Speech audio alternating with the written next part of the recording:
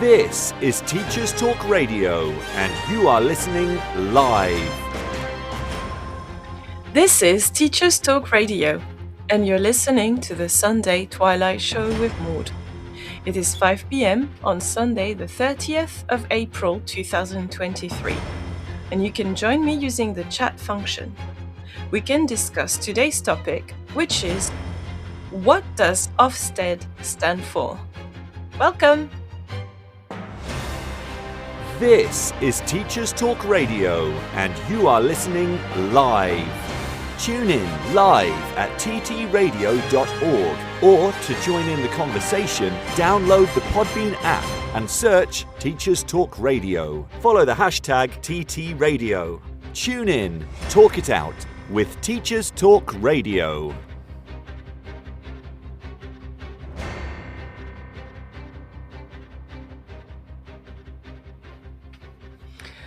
Good late afternoon and early evening, fellow educators and dear listeners. This is my 35th radio show as your hostess, and I'm delighted to share this experience in your company. But first, I have to introduce myself for any new potential listener. I'm Maud, a French citizen of French and West African ancestry. I've been living in the United Kingdom since 2008, and I'm a professional educator. I work in a secondary state school in North London, where I teach both languages as well as humanities. I teach French, Spanish, geography, and history. I also have experience as a teacher in the charity sector. You can follow me on Twitter at profmfl. All views are my own. So today I wanted to focus on one topic that is extremely relevant at the moment. It's on social media, it's in the news, and it's really important to any person who has worked in a school, who works in a school, or who is a parent or a student. The podcast will be on what does OFSTED stand for.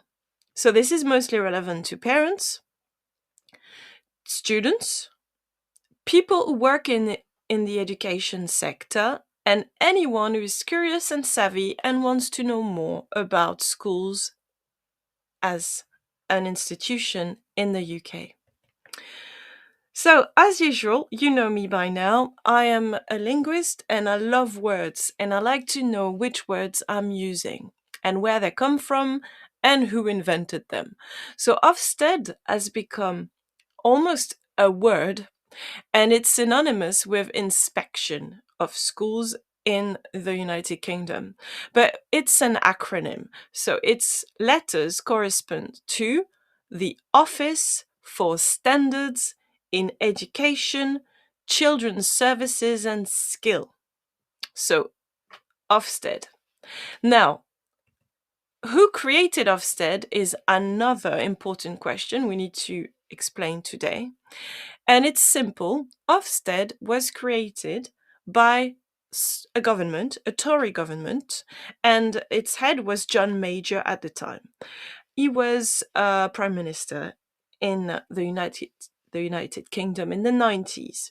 And he wanted to create an inspection regime so that he could introduce a national scheme of inspections with professional people who would check that schools are running efficiently.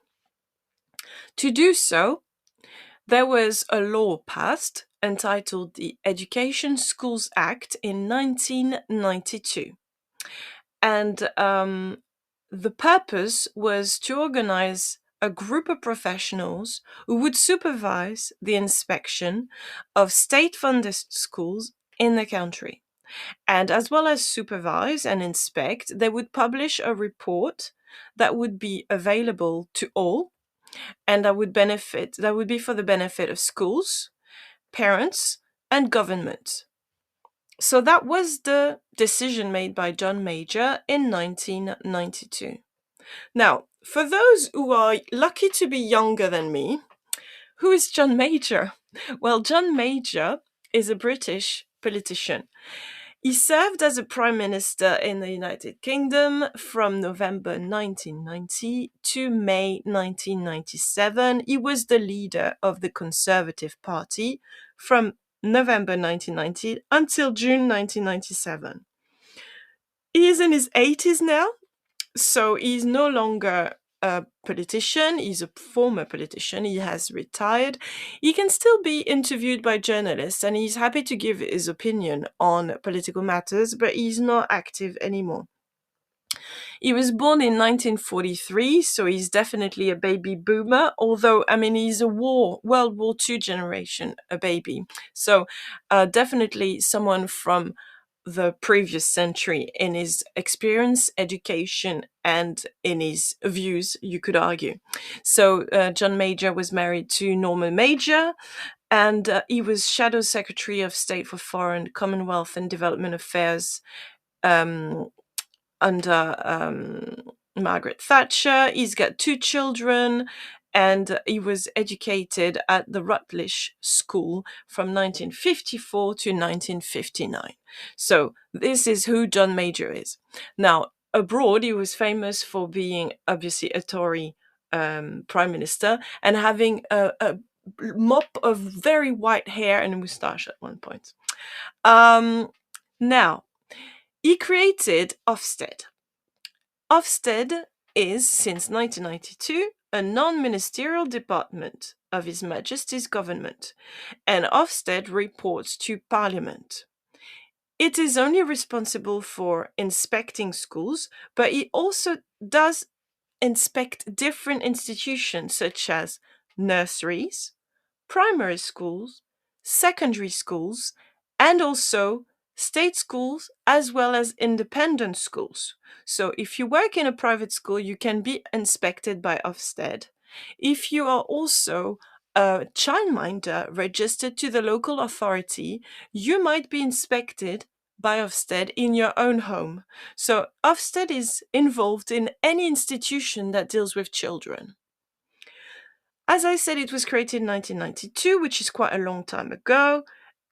And at the moment, so in 2023, the chair is Christine Ryan, and His Majesty's Chief Inspector, so at the head of Ofsted, we have a woman called Amanda Spielman.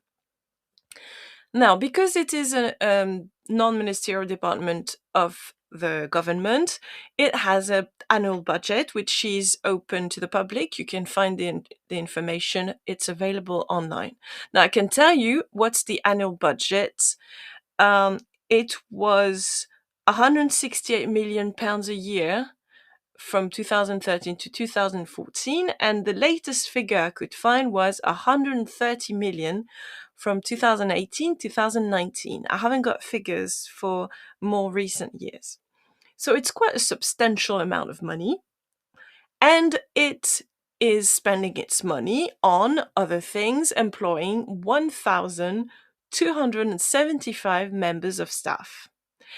And it is working in close link to the Department for Education. So this is what Ofsted is. Created by a Tory Prime Minister, John Major, from the 90s, non-ministerial department, and it has a motto: raising standards and improving lives. That's the motto. So let's see, because it's been going on for almost 30 years. Is it following its own motto? Is it raising standards? And is it improving lives? As it's a government institution, Ofsted is to be considered as a tool. It's a tool in the hands of our government, and its purpose is to regulate education and schools. As such, it is also in the service of the public, and it's in the public interest to know if this tool is used properly and if it is efficient. The main task of Ofsted is to inspect a range of educational institutions, as I said, from childminders to nurseries to state schools to some independent schools. Not all of them, but most. And it also, as I said, inspects childcare but not only childcare, but also adoption and fostering agencies and initial teacher training. So it's basically involved for children from the age of, I would say, 4 months, when the first children are with a childminder, all the way to when they are post up to 18 years old, I would say. So it's here to regulate a range of early years and children's social care services, as well as educational institutions, all the way to the time when your child reaches his or her 18th birthday. Now, let's not kid ourselves. There are inspections, services, or institutions in most countries in the world. All countries need to know if the quality and delivery of their education, particularly state-funded education, is good. In France, it is called the inspection académique, and in the UK, it started way earlier than 1992. Historically, there was an Act of Parliament in 1833 with an annual grant that was dedicated to the National Society for Promoting Religious Education and the British and Foreign School Society. They were both under the control of the Church of England, and they were to try and check what sort of education was delivered to elementary schools for poor children. And in 1837, two inspectors of schools were nominated, Seymour Tremenheere and the Reverend John Allen. And they were the first inspectors of school appointed in the UK. So it's a Victorian invention, and they're not called inspectors of schools anymore in the UK because Ofsted replaced the term, but they were called like that for quite a few decades, and they're still called inspecteurs in France, for instance. So, Her Majesty's Inspectorate, HMI as an acronym, was the person who would check schools before Ofsted was created. So, as a reputation, Her Majesty's Inspectorate were people who were not often seen. Most schools would never see Her Majesty's Inspectorate, and they were usually considered as quite benign and sometimes ineffectual. Inspections of schools were carried out under the management of the local authorities as well. So, John Major tried to change this situation, make inspection of schools a regular occurrence, a standardized occurrence, and something that was nationally similar. Whether you are in Wales or Scotland or Northern Ireland or England, you would be observed and inspected in similar ways. So he tried to nationalize the process. Ofsted's job is and was intended to be to report on the quality of the education provided by a school. If that school was following the educational standards, whether the money, the financial resources that the school had was effectively managed, and finally, if the spiritual, moral, social, and cultural development of pupils was effective. So it's an effort to make sure everything is done and that it's rationally done, effectively done, and that it is normative, which means that whether you are in a private school inspected by Ofsted or a state school, you would be judged using the same standards. Of course, as it's an institution, it started with a lot of paperwork and a lot of admin pressure, which is understandable. But then the criticism started coming in. And there was the issue of cost. As I said, it counts in the £100 million per year, the budget for Ofsted.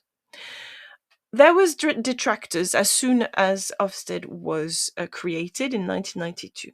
Some people, and I quote a researcher, Lawton, Lawton, published in 2005, page 110, that, I quote, "The style of inspection became more like an inquisition, so much so that teachers began to dread Ofsted visits. not necessarily because they were unsure about their own competence, but because masses of paperwork were required before, during, and after an inspection. So, this was Lawton's view all the way back in 2005. Now, according to a memorandum submitted by Bob Prince, MA, you can access the whole interview, the whole report on publications.parliament.uk. It was published in September 2010. So again, this is criticism that is historical already. I quote Bob Prince MA. The primary purpose of OFSTED has been to impose a politically based ideology on the education system within the UK. The overarching political ideology operated by this and the previous Conservative administration at this time was broadly to find ways of enabling markets, rather than the state, to provide economic solutions to problems of government. Using market economics as a guiding principle of government, the problem arose as to how the principles of the market could be applied to social functions such as education run by a government. So, in this memorandum read at Parliament, Bob Prince MA says Ofsted is a tool for imposing a political ideology on the field of education. So, you can see that there was criticism from a very early stage. In 2005 and 2010, it was already mentioned that teachers were dreading an inspection, and the question of the political ideology behind this creation of Ofsted was already raised in Parliament in 2010. Now, if you work in a school and you listen to the vocabulary that is used, you will notice very quickly that, not unlike what goes on in the United States, in the United Kingdom, we use a terminology that is straight inspired from the corporate world and sometimes the banking world. The market's ideology in education appears reflected in its lingo. You have terms such as targets, which derive from corporate practices. You have measured outcomes, which can also relate to the idea of profit. We have an exam result focus that is seen as the best measurement for the quality of education. You have league tables, which are, by definition, school ratings. So it's a way of comparing the way you would compare big companies or multinationals. There is this idea that parents have the choice and they can choose the right school for their child. It's coming from a perspective of the consumer society where the parent and the child are customers and they choose where they bring their business. There is the idea of consumer agency because you can choose the school you want to go to. In practice, you can't really, but in theory, you can. And there's the idea that the Ofsted inspection is comparatively a little bit like a school audit. So the same way you would hire a consultant to come and visit your company to see if all your departments are running smoothly and how to improve it, you could see Ofsted as an audit. Now, this market's ideology comes from the predominance of neoliberalism since the 1980s. What effect it has on education? Well, we can argue that at another stage. Today's podcast is just about who created Ofsted, why was it created, and how does it serve people, and does it serve people? So I'm really interested in comparing what goes on in other countries as well, because I am obviously not a UK citizen. What I noticed is that inspections in France, inspection académique, are still seen the same way as Ofsted in visits are. It is a time where teachers are on edge. They want to perform. They want to prove that they're doing a good job. And this is definitely a stressful event for any schools. Now, how does OFSTED operate? So it starts by phone call. The norm is that a school will receive a phone call from 10 a.m. to 3 p.m., warning them that there will be an OFSTED visit. After that, the school starts an OFSTED protocol, and it is very, very common that all the teachers are asked to stay at school even though they have family duties or children to pick up. They have to stay at school. Pizza boxes will be ordered in the staff room, and they will have to have an urgent emergency meeting.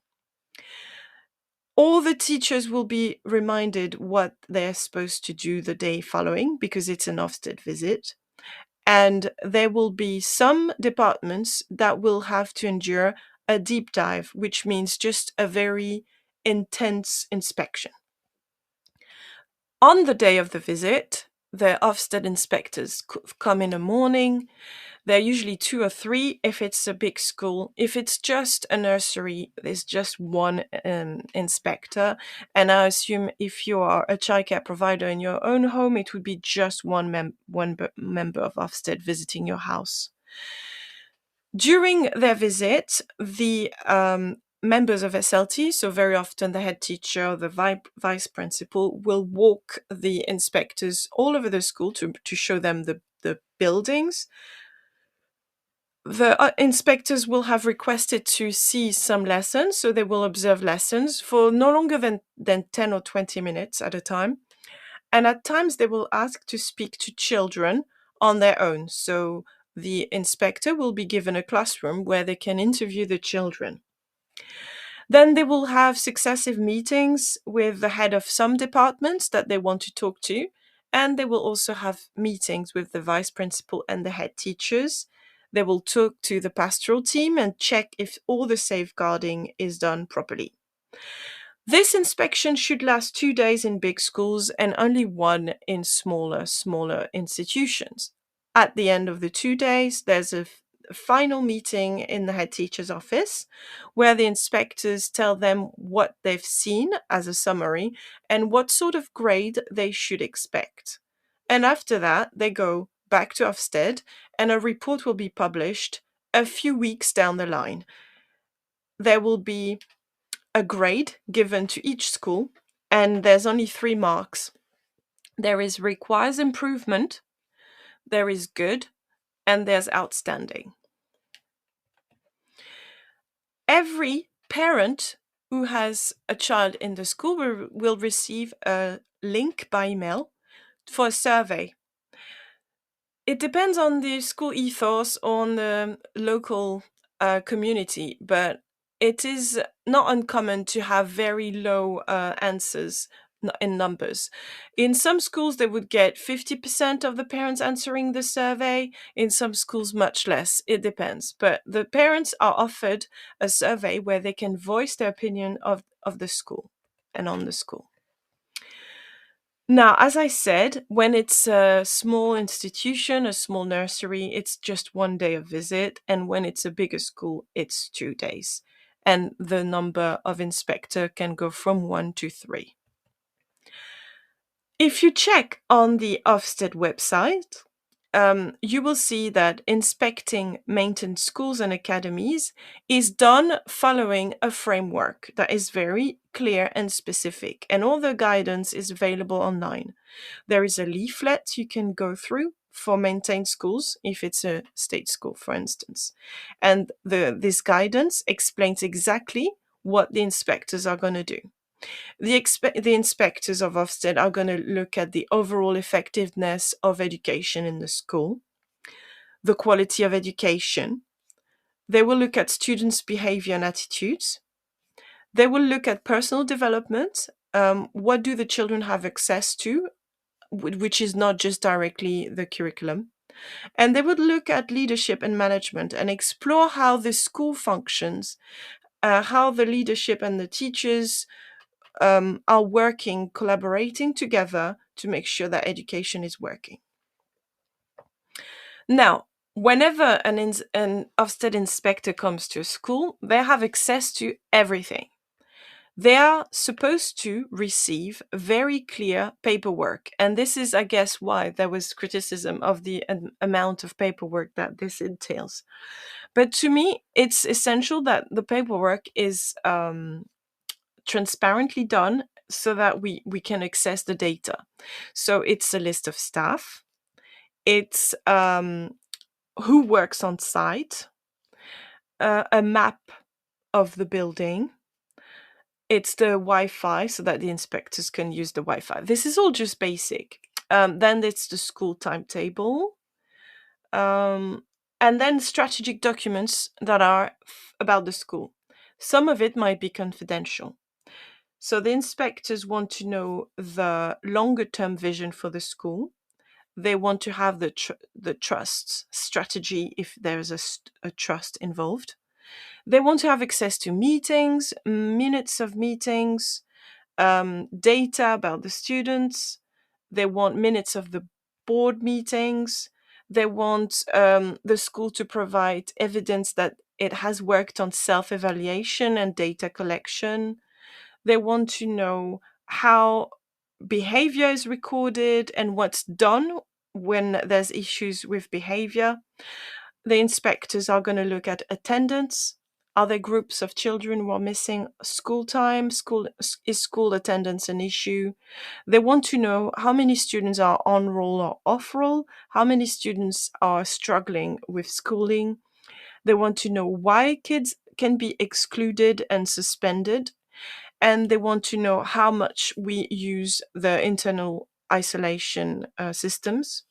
They want to know everything about records of bullying, discrimination, homophobia, biphobic, transphobic, racist, sexist, disability event that have maybe occurred.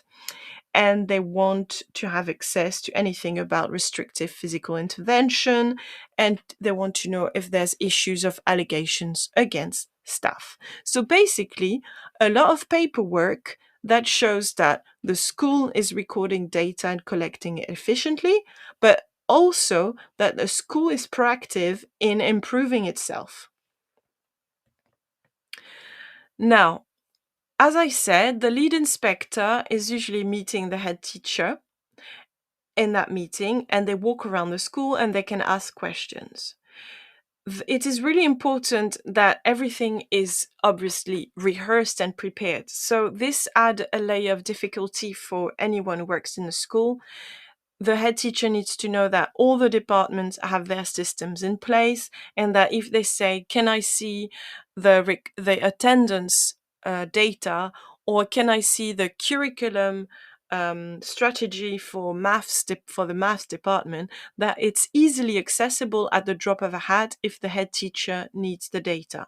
So it implies that the school is well organized and that there has been times to prepare and time to rehearse a school inspection.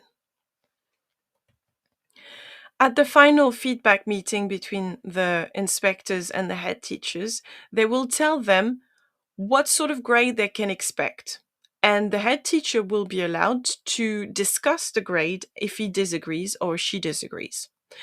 There will be some pointers at why such a grade has been thought would be appropriate, and there would be information about how a report is going to be published and how to reach out in case there's a complaints procedure. So the inspection team will give face-to-face feedback to the head teacher in that final meeting before the end of that school visit.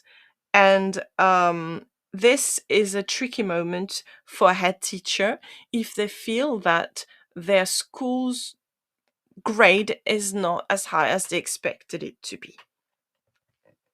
Now, I'm just going to let you listen to the news, and then we'll go in the experience side of Ofsted, because I've been through 3 Ofsted inspections in different institutions so far, and I would love to share them with you on a confidential basis, obviously. But first, we're going to listen to the news, and I'm sure that we're going to mention Ofsted in the news.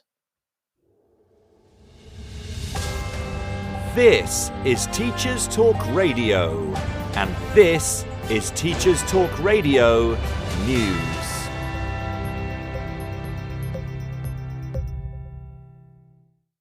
ASCL is due to ballot members for the first time in its history. The 4 education unions will ballot over strike action this term and, if backed by members, would see action stretching into next year and could lead to full school closures. The government continues to hold its position that the most recent pay offer is fair and reasonable and that next year school funding will be at its highest level in history. Schools Week covers the further implications of school funding issues in a story about the cuts some head teachers are making. In a survey conducted by the National Foundation for Education Research for the Sutton Trust, it was found that schools are cutting back on school trips, teaching assistants and IT equipment to help balance stretched budgets. Responses from 1,428 primary and secondary teachers show 50% of senior leaders said their school had cut back on trips and outings this year. Schools in the most disadvantaged areas were most likely to be impacted by cuts to trips. The research suggests that in secondary schools, leaders are also cutting back on subject choices at both GCSE and A-level. The Department for Education has estimated schools overall could afford $2.4 billion in new spending between 2022 and 2024 before facing net pressure on their budgets. But the Confederation of School Trusts warned its members could face a prolonged period of financial challenge due to pay rises and other increasing costs if more funding was not forthcoming. The Sutton Trust's poll also showed that some school leaders are using pupil premium funding to plug budget gaps.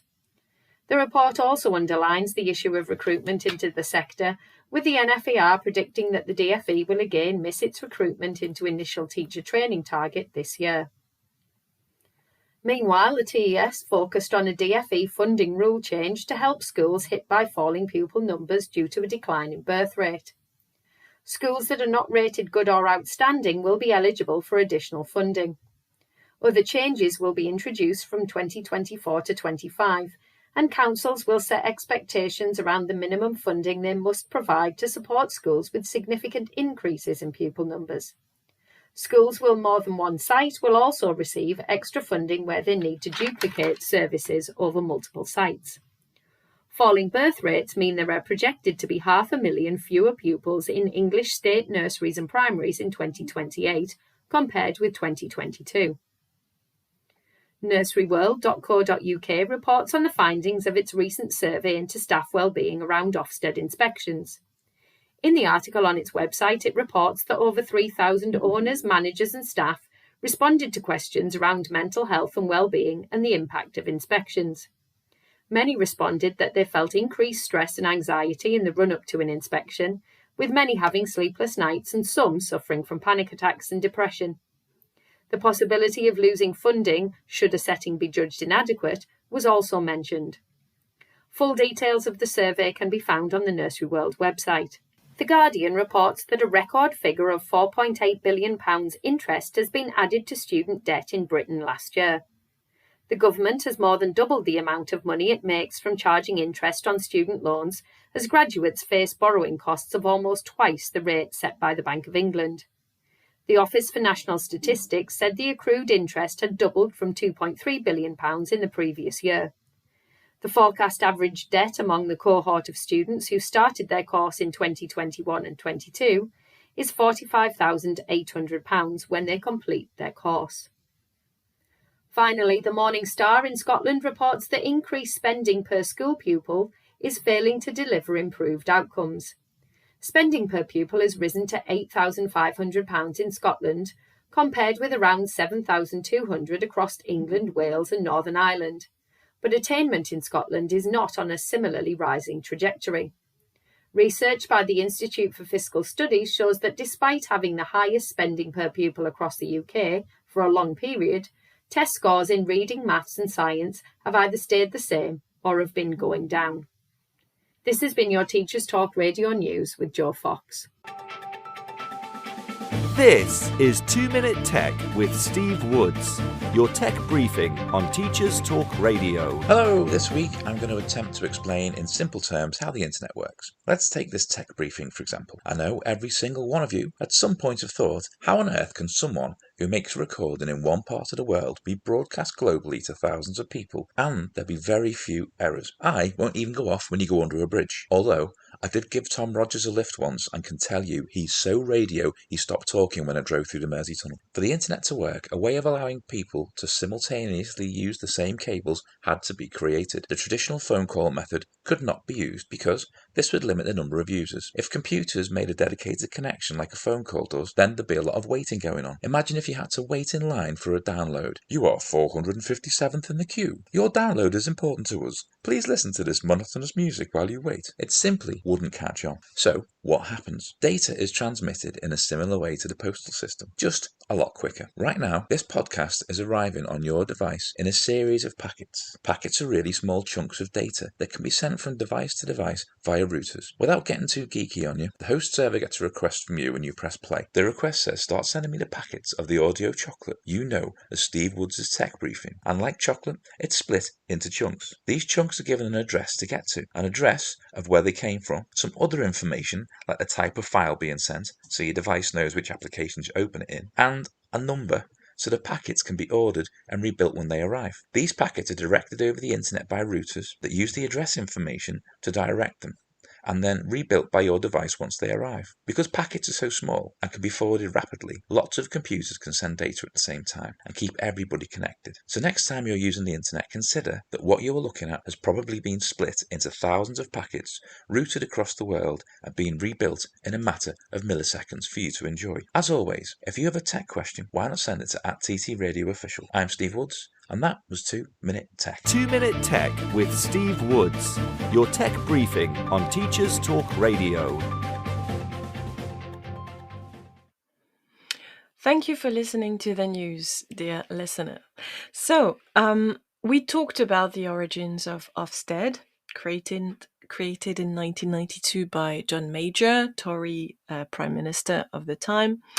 And now I would like to talk about my experience of being inspected by OFSTED. So the first time I was inspected by OFSTED, I worked as a nursery teacher, and this was a private nursery. I'm not going to give any names, but the OFSTED reports are all available online on school and nursery websites. So this is nothing that's not confidential, but I'm going to remain discreet, and I'm just going to say it was a private nursery in London. The nursery was inspected in December 2017, and it had previously been inspected in December 2014. So as you can see, Ofsted is not coming to institutions very often. It's not every year for sure. Now, Ofsted followed its framework and gave a grading on effectiveness of leadership, quality of teaching, personal development, and outcomes for children.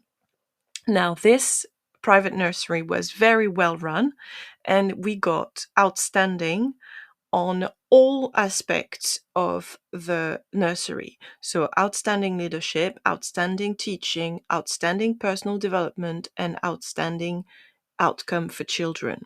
So I was personally observed not during a lesson as such, but I was just interacting with the children, and I remember we were talking about volcanoes randomly because we were playing in a sand pit, and we had a child had dug a sand volcano out of a volcano out of sand, and we were just talking about volcanoes in general, and I remember mentioning the fact that sometimes volcanoes spew ash in the atmosphere and that it can affect the weather and also air flight. And I did explain to the children that once there was lots of people who couldn't go on holiday in the plane because an Icelandic volcano had spewed ash in the atmosphere.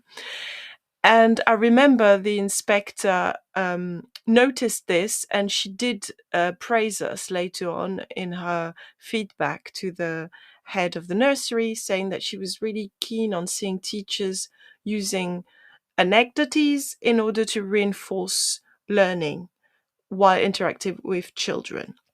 So this was the sort of inspection that you're keen on having when you're a professional educator, because obviously once we got the phone call, we had to stay late. I wasn't keen on this.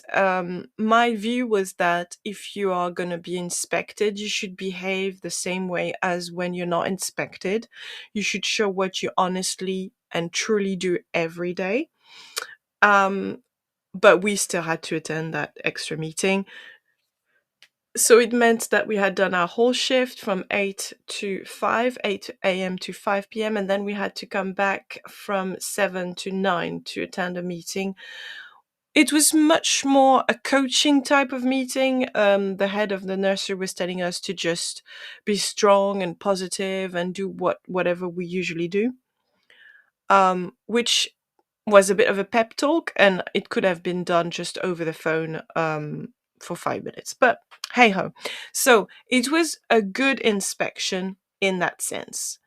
Now, change of settings. I'm not a nursery teacher anymore. I'm being observed in a secondary school where I teach languages. And this happened in Hertfordshire in a different type of setting. It was a school. This school had been an academy in 2012. It changed its status. It was considered good by Ofsted when it was inspected in 2014.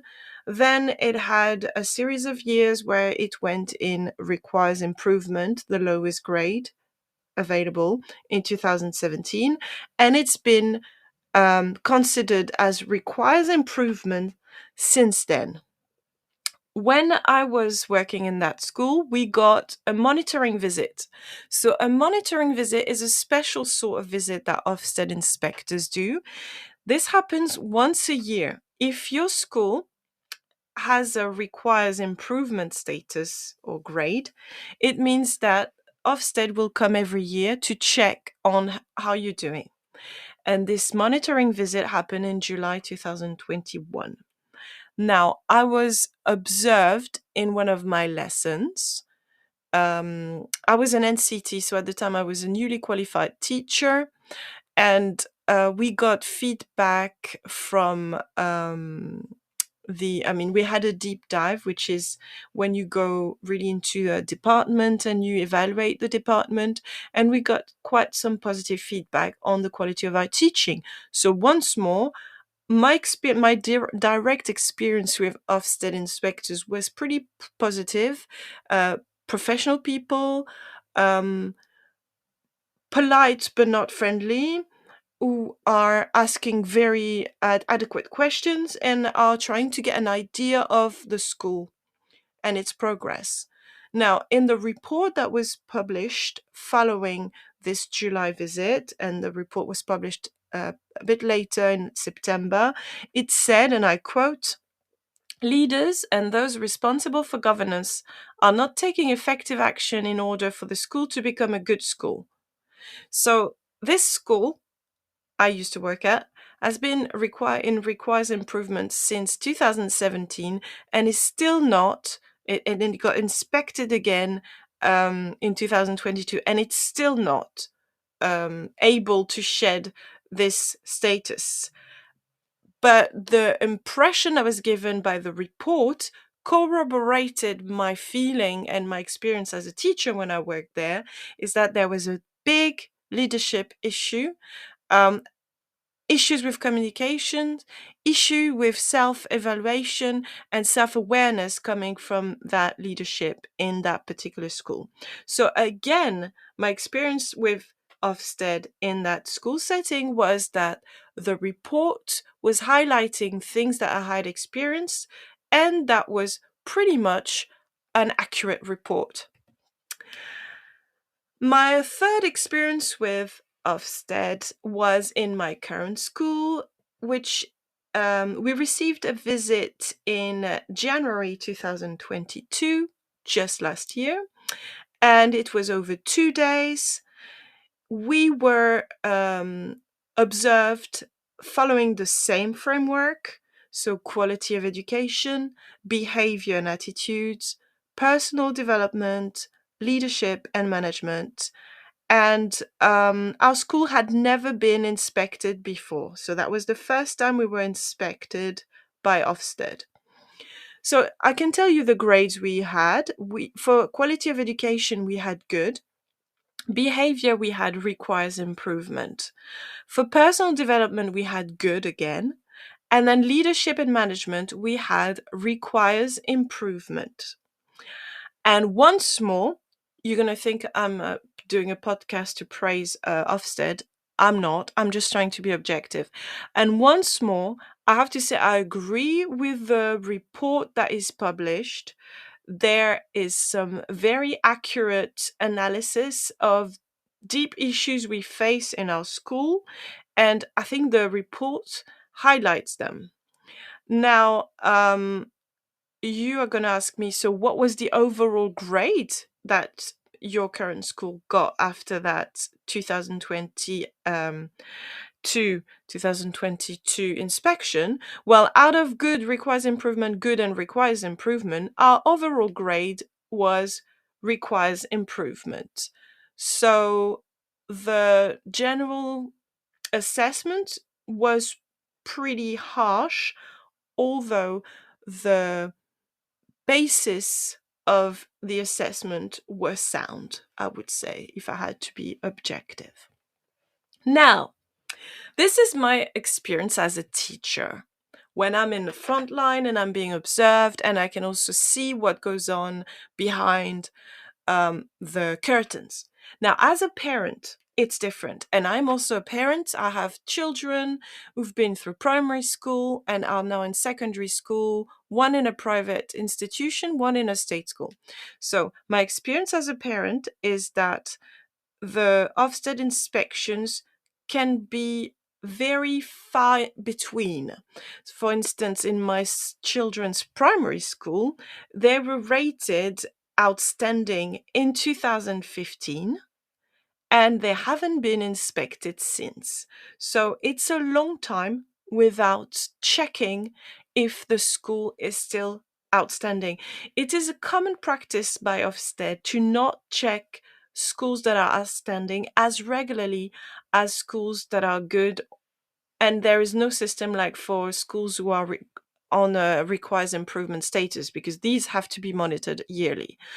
But I do think it gives a lot of time. It leaves a lot of time in between inspections, and sometimes we get complacent when we are working. We rely on our outstanding status, and we might not always be able to keep it. But saying that, the school was considered outstanding. I thought it was a good school myself, but that it could have been improved and been run a bit tighter. But saying that, this is primary schools. Now, I'm looking at secondary schools now as a parent. My child's secondary school is outstanding. It was outstanding in 2023 when it was inspected in February, and its last outstanding was in 2011. So you can see here there's a situation that is allowed to happen in outstanding schools where they are basically inspected once every 10 years, more or less. So this is something that might be explained by focusing on the schools that need help more, or just the fact that we rely on outstanding schools to keep the work they're doing and not change it. Now, I'm going to talk about my experience as a parent for schools that are private, because private schools can be inspected by Ofsted as well. It is a little bit different. My My son's school is a private school, and it was inspected over the years a little bit more. So it was inspected in 2008 and it got good. 2011, satisfactory inspection. Monitoring in 2012. Another inspection, 2015 with good. Again, another one in 2018, outstanding this time. Additional inspection in 2020, and then the latest 2022 with good. So we went from outstanding to good. The reason why, I think, is mostly because there was an issue with the content of the curriculum. There was, I quote, in the primary phase, opportunities for pupils to learn about different faiths and beliefs were underdeveloped. This means that pupils' appreciation of people's similarities and differences is not promoted as well as leaders intend. Leaders should review the curriculum in the primary phase and strengthen the way in which pupils acquire an understanding of different faiths and traditions. And that judgment is fair. But again, I think there's also a cultural discrepancy because this school is not an English school. So the way faiths are perceived might differ depending on the country. But saying that, the accuracy of the inspection was once again correct as far as a parent can tell. Now, my other child's school was outstanding in 2012, and it's outstanding again in 2023. So 10 years, same rating. And I'm going to quote what this OFSTED inspection said in the report. The inspector said, staff enjoy working at this school. They feel that their workload and well-being are well supported. Staff at all levels appreciated leaders' open door policy. They benefit from many opportunities for professional development. Knowledgeable governors and trustees provide highly effective challenge and support to school leaders. So this is a school where the staff is happy to go to work, and it is a school with a very good retention for staff. So that's a very, very positive outcome. Now, I'm not trying to blow Ofsted's trumpet. I just want to highlight the fact that we do have inspectors who provide reports that are at times seen as harsh, but are also reflecting the experience of some teachers and some parents. Now, if you ask students, and if you asked my child would say that behavior is not outstanding in the school because she has very high expectations of behavior, and I think a lot of students are falling short of her own high expectations. But saying that, I'm confident that my daughter's school is outstanding and it deserved its rating. And I'm also aware that my current school didn't get a good rating because we have issues that we are not addressing in an effective way as far as behavior is concerned and leadership and management. Now, my main criticism about the way inspections are run and the way the reports are written is that we forget the elephant in the room, and that is that the school reflects the area it is operating in. And there will be too many instances of schools that requires improvement when they are school built in an area where there is a high level of poverty and a high level of needs, and school is the only institution that is actively trying to palliate society's issues. And we have all heard about the criticism targeting Ofsted recently since January. It is not just a question of administrative and paperwork pressure and stress occasioned by school inspections. We have read in the press that there has been people who've been really, really hurt by the inspecting systems in the UK. If you are, and I can see in the chat that there are people who are saying hi, hello Marek, from Warsaw. So you might not be aware of the press in the UK and what's been happening in the UK. So I'm just gonna inform the people who are not living in the UK and remind the people who are living in the UK what happened in early 2023 in the UK. In the beginning of the year, there was a head teacher who was working in a school called Caversham Primary. It's a primary school in Reading. Reading is a town in Berkshire. And this head teacher, whose name was Ruth Perry, was dedicated head teacher who had been working in education for decades.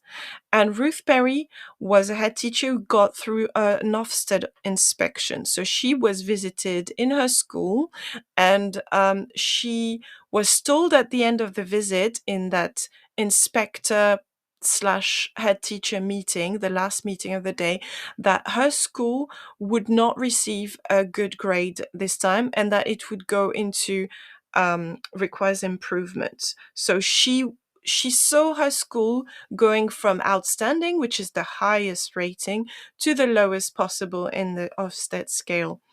And after that, Ruth struggled with her mental health, and she ended up by committing suicide, and she died this year following the Ofsted inspection.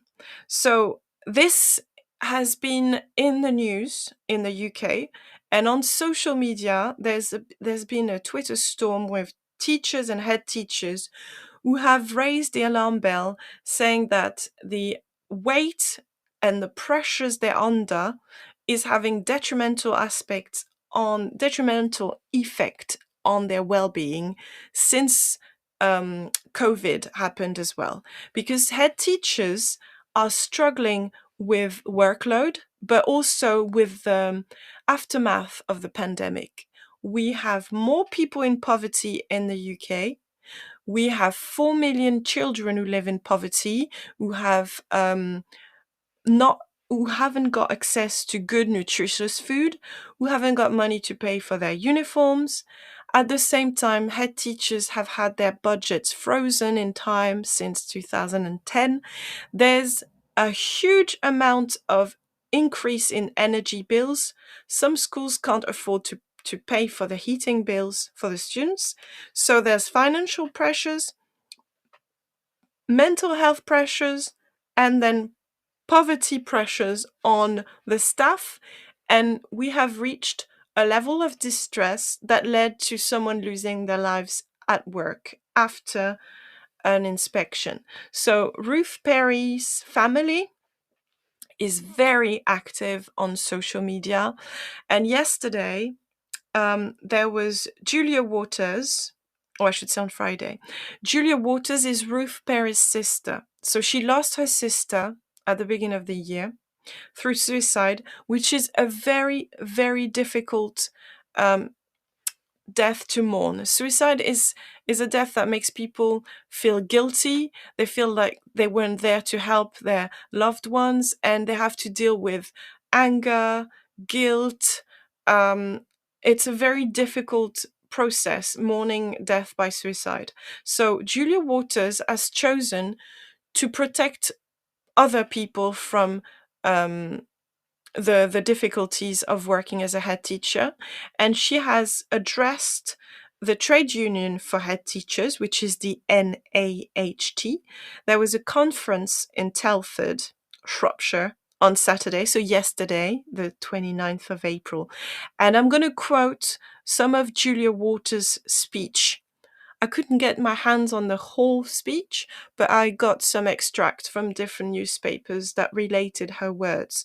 So this is Julia Waters, sister of late Ruth Perry, who was a head teacher.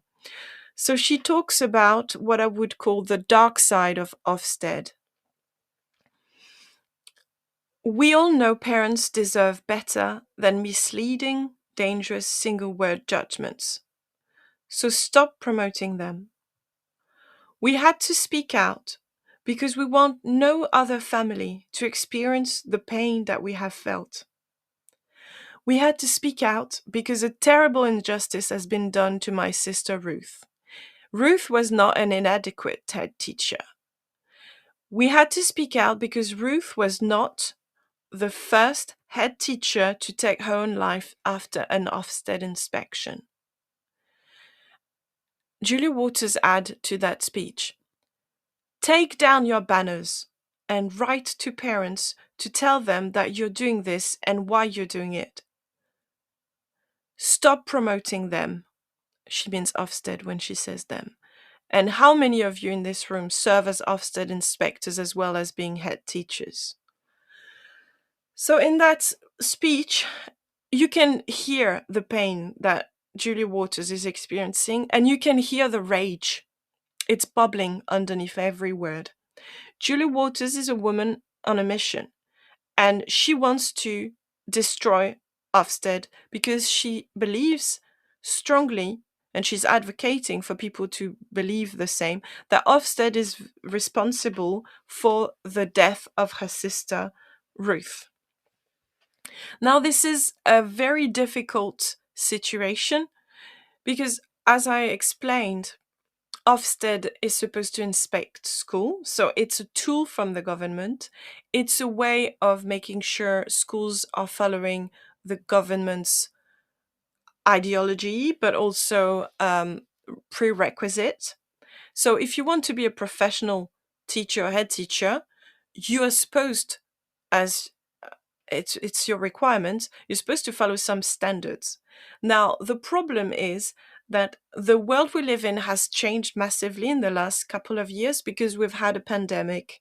And even if we are relieved that we are not wearing masks anymore and that we don't see outside signs of the pandemic, there will be side effects of the pandemic for decades to come. I did mention poverty, and I'm going to insist on it. The outstanding schools that are inspected and rated outstanding in the UK are very often wealthy schools. And by wealthy, I mean that they are located in wealthy areas. The parents of the children who attend the school are wealthy people, and they are able to fundraise to support the schools and also to pay for all the pastoral development that OFSTED thinks and values, but that some other schools do not have the means to access. And I really want to insist on that. Does OFSTED take into account the area the school operates in when it gives a rating? Because it's easier to create a great school when you have parents who have financial access and can pay for tutors or can pay for instrument lessons. And I now also want to highlight the fact that Ruth Perry's death is sadly not just a local issue that only affects the United Kingdom. We have had the exact situation in France when on the 23rd of September 2019, so before the pandemic, we had Christine Renon, who was a head teacher in a kindergarten school. So it's for schools from 2.5 years to 5 years or 6 years, thereabout. And she actually committed suicide inside her school. She wrote a letter in which she explained that her working conditions were atrocious and that she had tried to reach out for help to her management and administration and that she had been ignored. And she worked in an area of extreme poverty near Paris called Seine-Saint-Denis. And she just was 58. She had been working for the Ministry of Education in France for all her working life, and she just had enough. So this death of Christine Renon sadly echoes the death of Ruth Perry. And I'm not seeing something that depends on one government or one inspection system or one institution. What I see is general discontent, a general suffering that befalls teachers and head teachers who work in the Western schools. So it's not just in the UK or France, and I'm sure it's the same in America. Now, because it's a difficult subject, and I apologize, but it's an important subject, I just wanted to highlight the fact that suicide is a very tricky medical issue that we can't approach in a simple way. If you look at suicide rates per profession in the United States, it's usually jobs that require high level of learning, knowledge, aptitude, sacrifice, and education that lead to an above average risk of suicide. So you end up in America having the people who commit suicides the most being doctors, dentists, and people who are highly trained professionals. It's the opposite picture in the UK. In the UK, by contrast, the evidence shows that it used to be occupations requiring lower skill that had higher rates of suicide. But now, it's still very shocking when a head teacher commits suicide after being inspected, but it might become something that spreads, and we really need to stop and think when there's a high profile case like this, because it's not just happening randomly, it's happening in France, it's happening in the UK, and we need to reflect.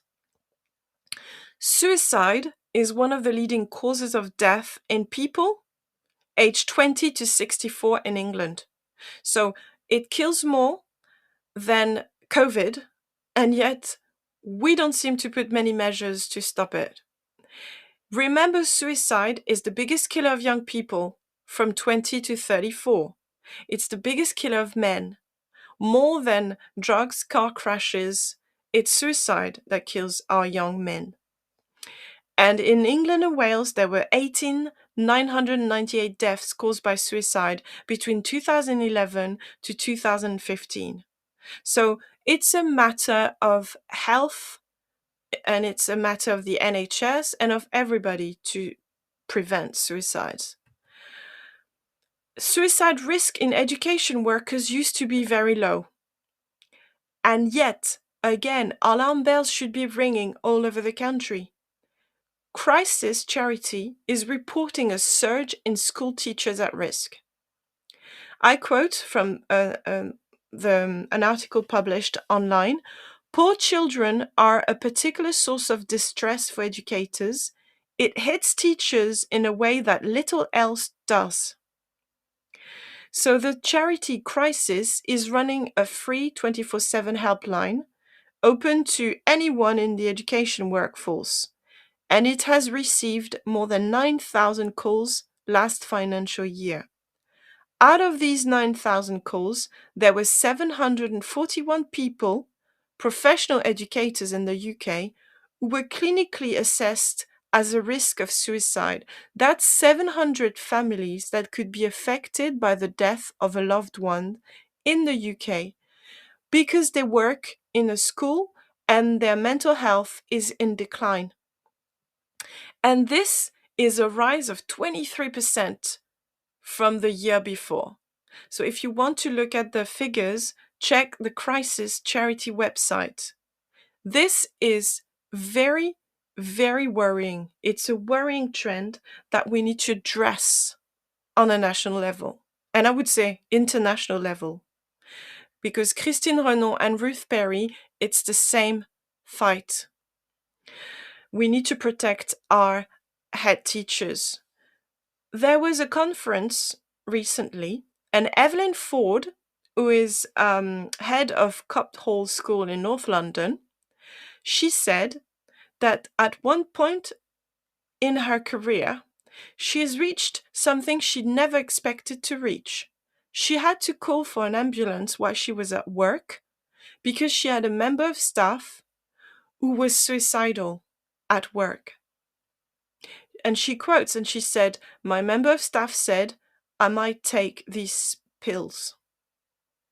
So Evelyn Ford says, "When I graduated years ago, I was never told about the social, emotional, and mental health challenges that I would be facing in my classrooms on a day-to-day basis." When we start training to become teachers, we are basically asked to focus on our subject. Are we good enough in maths to teach maths? Is our French language good enough to teach grammar? We focus on the subjects. We might have a little bit of help about classroom management, but it's all very it's all about use this resource and use this technique, but it's not practical. At no point are we trained about suicide prevention of colleagues or of children. Teachers have to face more and more mental health issues themselves, but also with the people they interact with. We are not trained psychologists. Following a Freedom of Information request sent by the Lib Dems, it found that more than 7 million teachers work days who had been lost to stress and mental health in the past 5 years. So it has a detrimental effect on attendance of staff because a lot of staff have burnout. They work so hard and then they can't work any longer. So there is a mental health crisis in the UK at the moment, and OFSTED is involved. So I'm quoting Louise Aston, ASTON. She's the Wellbeing Director of BITC. Louise Aston says, as well as looking after the mental health of their staff, employers need to have preparations in place to ensure that if the worst happens, they have the knowledge and the skills to minimize harms. This way, they can help everyone deal with the devastating consequences of suicide as best they can. So, it's a moral case for employers to act responsibly and support employees to feel comfortable discussing these issues. Now, the issue I find following the social media storm after Ruth Perry's suicide and also the criticism targeted at OFSTED is that OFSTED is a government tool. Its purpose is to serve the public.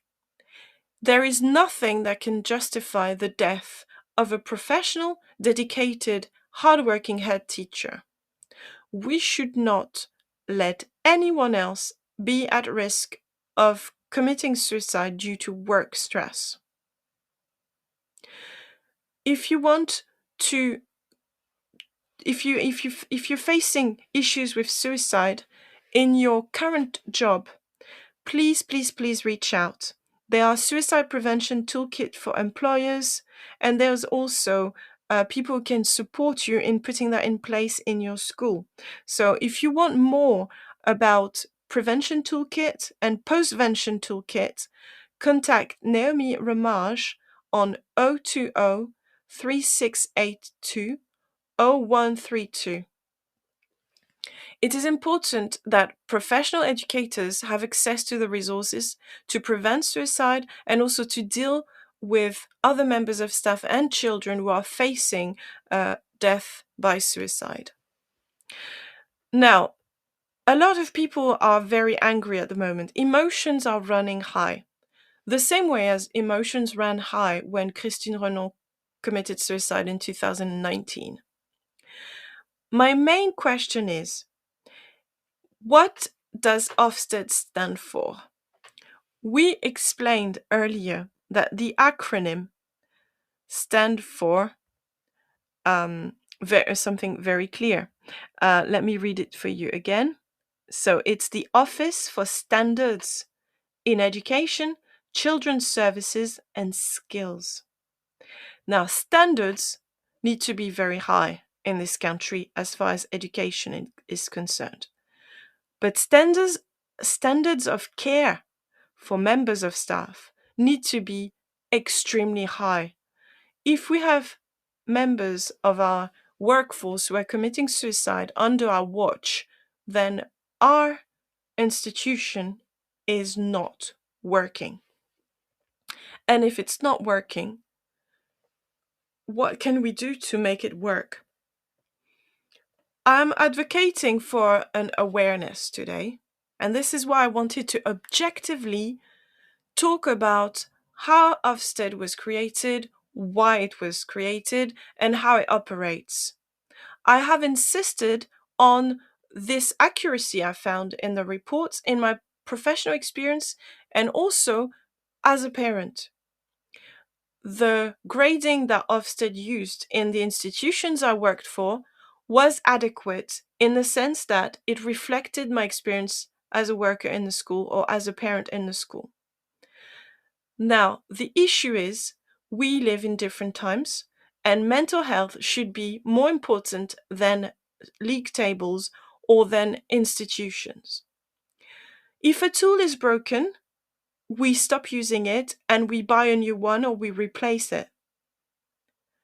If OFSTED is broken, we need to buy a new OFSTED and replace it. If a system is broken, we need to change it.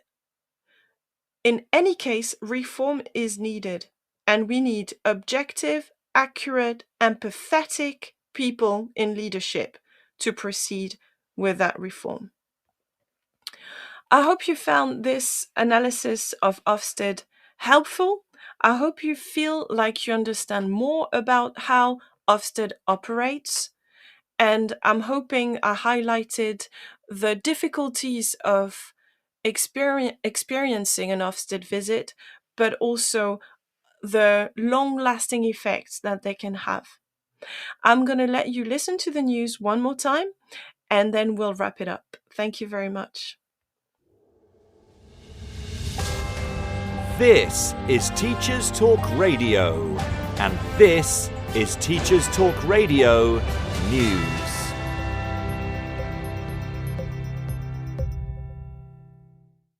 ASCL is due to ballot members for the first time in its history.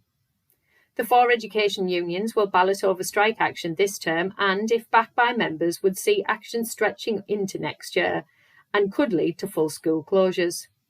The government continues to hold its position that the most recent pay offer is fair and reasonable, and that next year school funding will be at its highest level in history.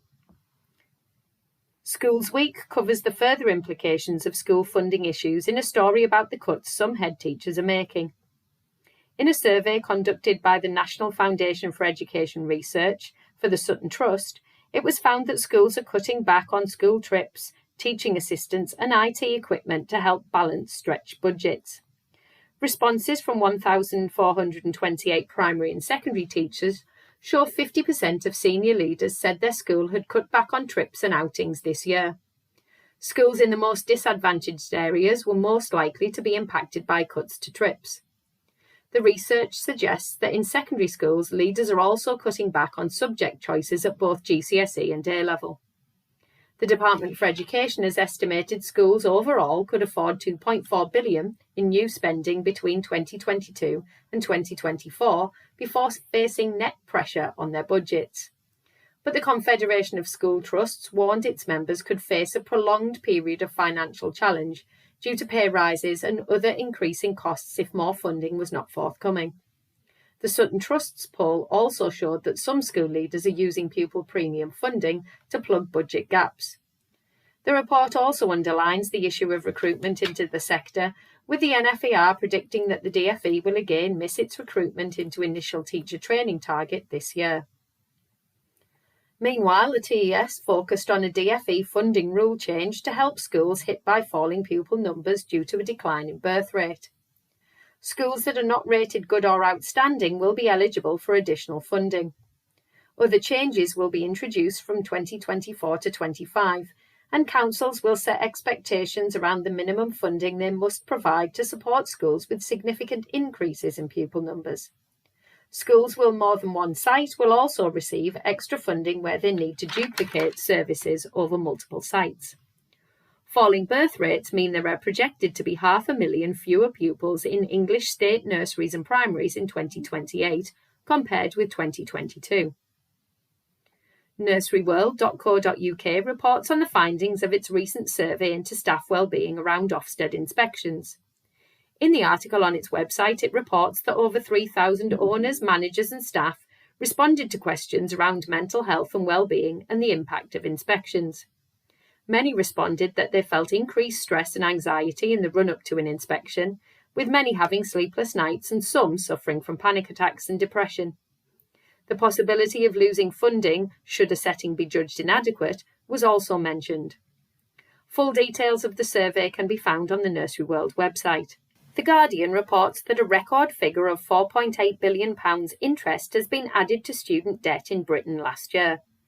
The government has more than doubled the amount of money it makes from charging interest on student loans, as graduates face borrowing costs of almost twice the rate set by the Bank of England.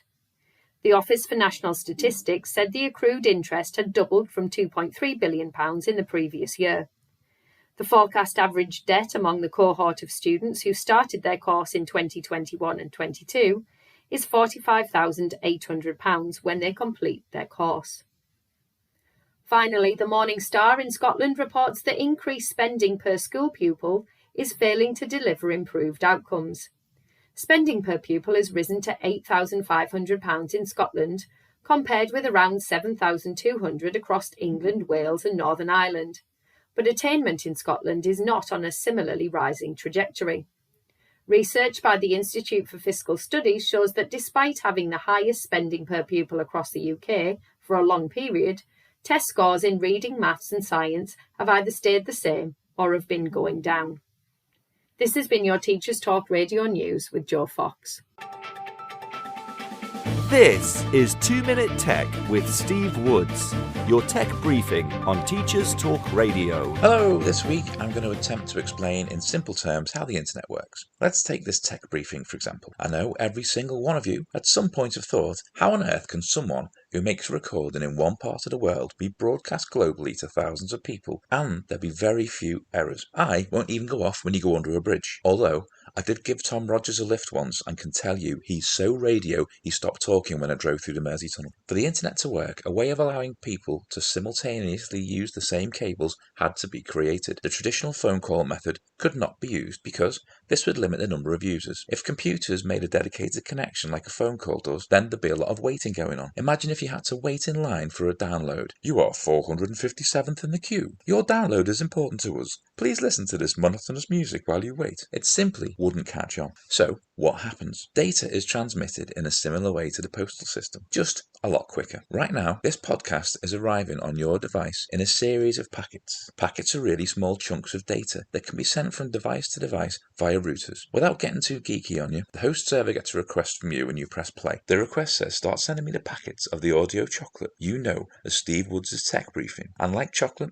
it's split into chunks. These chunks are given an address to get to, an address of where they came from, some other information like the type of file being sent, so your device knows which application to open it in, and a number so the packets can be ordered and rebuilt when they arrive. These packets are directed over the internet by routers that use the address information to direct them, and then rebuilt by your device once they arrive. Because packets are so small and can be forwarded rapidly, lots of computers can send data at the same time and keep everybody connected. So next time you're using the internet, consider that what you're looking at has probably been split into thousands of packets, routed across the world and being rebuilt in a matter of milliseconds for you to enjoy. As always, if you have a tech question, why not send it to @TTRadioOfficial. I'm Steve Woods, and that was 2 Minute Tech. 2 Minute Tech with Steve Woods, your tech briefing on Teachers Talk Radio. So, dear listeners, thank you for listening to the news. Today we were asking the question, what does OFSTED stand for? OFSTED is the Office for Standards in Education, Children's Services and Skills. It was created in 1992 by John Major, the then leader of the Tory government and a Prime Minister. OFSTED is a tool to inspect schools. The issue we face now with our current OFSTED is that the standards for care and for supporting the workforce seems to have slipped. It's been called on social media by many professional educators that OFSTED should be reformed. Some are even asking to scrap OFSTED. I do not know which way is the best, but the only thing I do know is that we do not want any more head teachers passing because of stress-related issues, and we are honoring the memory of Christine Renon, who died in 2019, and Ruth Berry, who died in 2023, and any other educators who died due to work-related issues. So I hope you found this podcast interesting, and please contact me on Twitter at ProfMFL if you would like to reach out. I wish you a wonderful bank holiday. Monday, the 1st of May, is a bank holiday in honor of the strikers who died in Chicago in 1886, when they were striking to ask for an 8-hour work shift per day. This has been a bank holiday since 1897 in their honor. So let's remember that striking is also a way to protect workers' interest and mental health and well-being tomorrow as we enjoy our bank holiday. Have a lovely Monday tomorrow. Thank you.